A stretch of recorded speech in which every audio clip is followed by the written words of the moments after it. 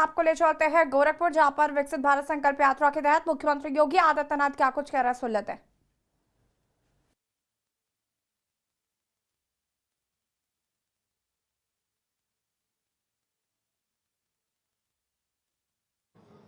पूरे देश के अंदर इस यात्रा को प्रारंभ किया। उस यात्रा के उद्देश्यों से संबंधित वीडियो,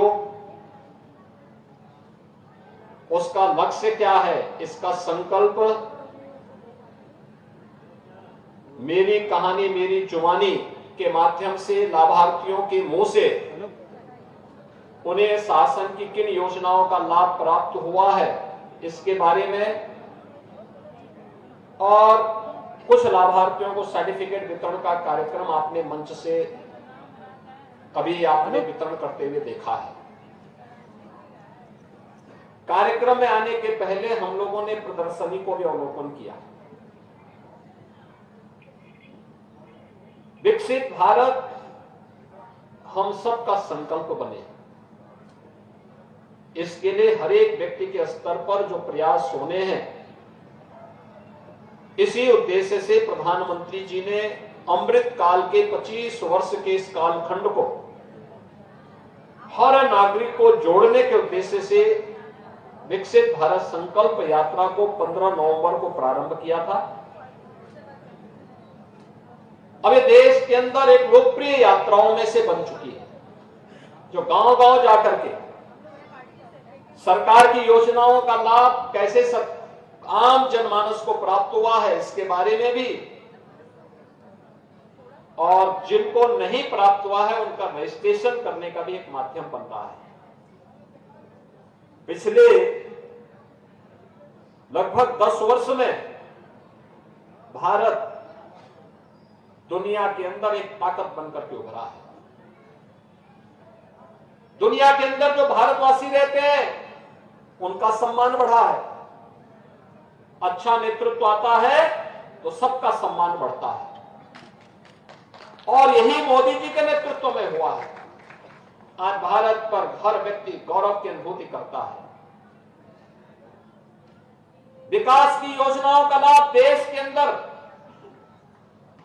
सर्वत्र प्राप्त हो रहा है। बड़े बड़े हाईवे बन रहे हैं, एयरपोर्ट बन रहे हैं, रेलवे की कनेक्टिविटी बढ़ी है, एयर कनेक्टिविटी बढ़ी है, एम्स बन रहे हैं, फर्टिलाइजर कारखाने जैसे उद्योग लग रहे हैं। और ये केवल उद्योग ही नहीं लग रहे हैं, एम्स बन ही नहीं रहे, बल्कि इनसे नए नए रोजगार का सृजन भी हो रहा है। तो गरीब कल्याणकारी योजनाओं का लाभ भी बिना भेदभाव के हर गरीब को मिल रहा है। आपने देखा होगा जितने लोग मंच पर आए थे, किसी की जाति मत या मजहब पूछ करके योजना का लाभ नहीं दिया गया। योजना का आधार गांव है, गरीब है, किसान है, नौजवान है, महिलाएं हैं, समाज का वह तबका है जो अब तक वंचित था, गरीब था। बिना भेदभाव के शासन की योजनाओं का लाभ उन लोगों तक पहुंचाया जा सके, इसी उद्देश्य से ये विकसित भारत संकल्प यात्रा के कार्यक्रम को पूरे देश के अंदर युद्ध स्तर पर आगे बढ़ाने का कार्य हो रहा है। और ये मुझे प्रसन्नता है कि मुझे कल भी और आज भी